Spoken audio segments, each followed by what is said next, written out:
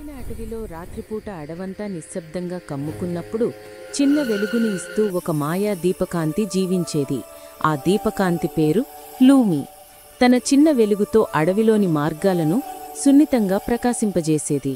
అదే అడవిలో గొప్పదనం, గర్వంగా తిరిగి ఒక భారీ నీడ జీవించేది.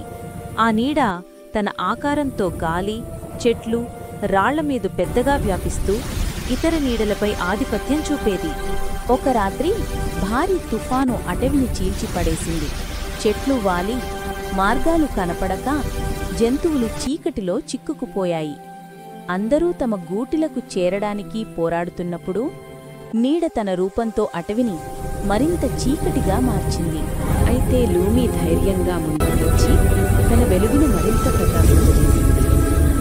వెలుగు నీడను వెనక్కి తోసింది. చీకటిలో పెద్దదిగా కనిపించిన నీడ వెలుగు వచ్చిన కొద్దీ చిన్నదై చివరకు కరిగిపోయింది.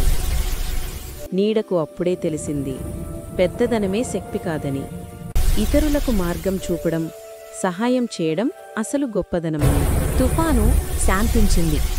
వెలుగుతా నిండిన అడవిలో జంతువులు సురక్షితంగా తిరిగి తమ గూటిలకు చేరుకున్నారు. లూమి యొక్క చిన్న వెలుగు ఆ రాత్రికి అసలు రక్షకురాలైంది. నీతి: చిన్నదైన వెలుగు కూడా పెద్ద చీకటిని జయిస్తుంది. అహంకారానికి కంటే ఉపయుక్తతకు విలువ ఎక్కువ.